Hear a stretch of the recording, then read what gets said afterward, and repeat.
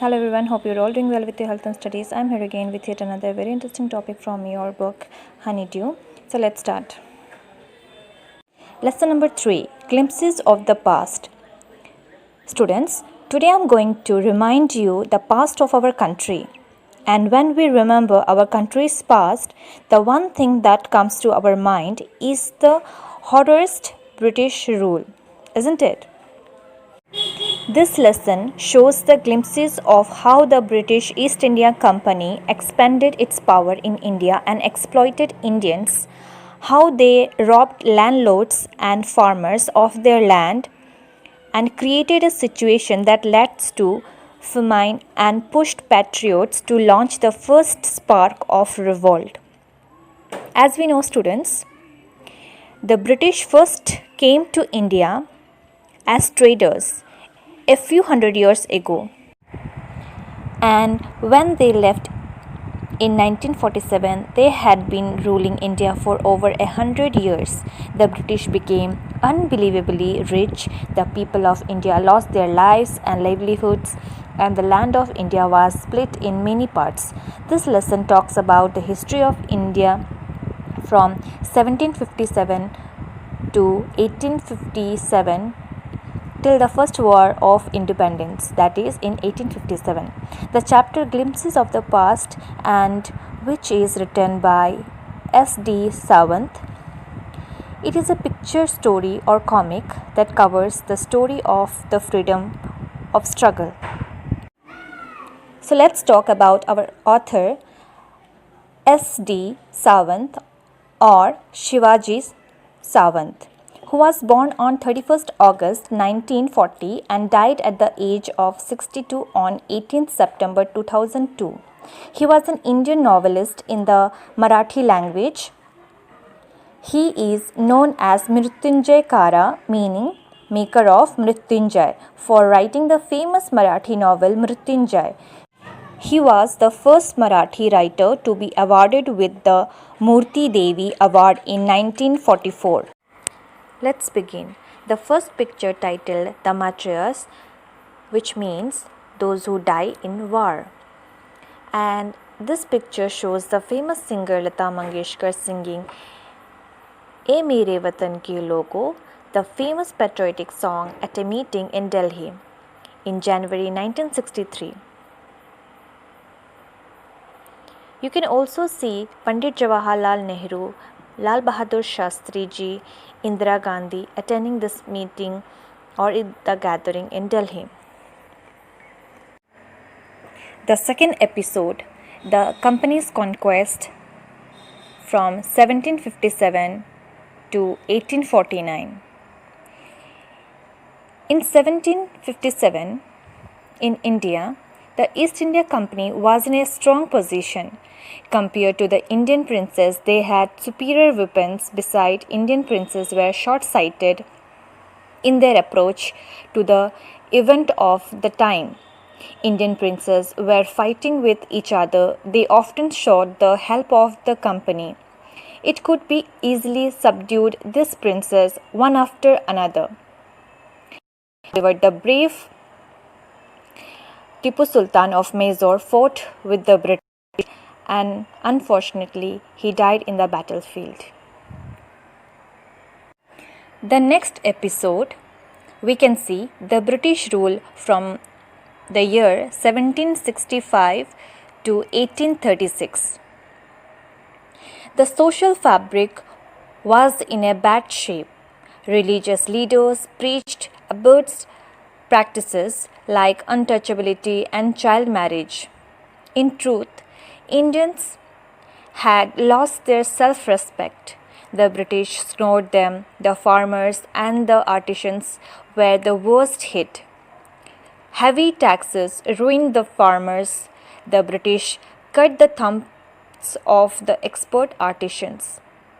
The British used every method to make maximum profit.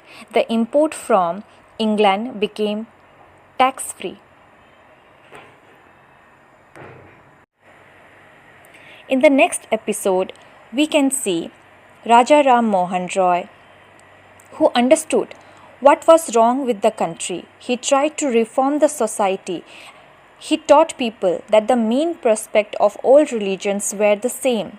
He, in 1757 to 1849, emphasized the practical use of knowledge. He went to England. There he reminded the British that rulers too had a duty towards their subject. He started newspapers in India. The suspicious British stopped them in 1823.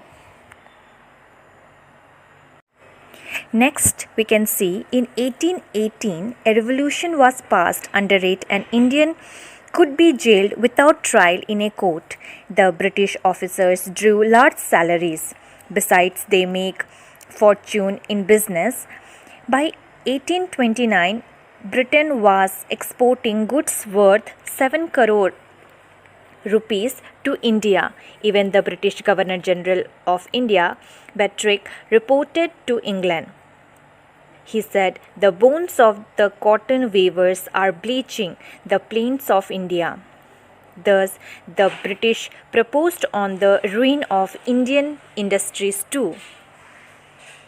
This rose to the dissatisfaction among the Indians. In the year 1835, Lord Macaulay suggested that the medium in India should be English. The proposal was carried. The aim was to produce an army of clerks to assist the British. It happened, but it also produced a new generation of intellectuals. Some of them tried to educate the masses. Some decided to convey the grievance of the people to the British Parliament. Next episode is about the spark from the year 1855 to 1857. By 1856, the British were ruling the whole of India. Now they cared little about Indians' needs. The dissatisfaction in the people or in the public began to grow. People wanted to get rid of the British. The spark of 1855 to 1857 under the new rules, Santals had become desperate. In 1855, they rose in rebellion and killed the Europeans and their servants alike.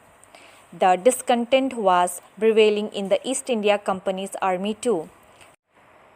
Sepoy Mangal Pandey attacked the adjutant of his regiment and he was executed. The English did not care about Indian customs.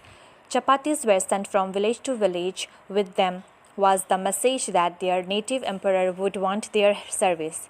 Similarly, a lotus flower was circulated among Indian soldiers. The masses also gave help and support.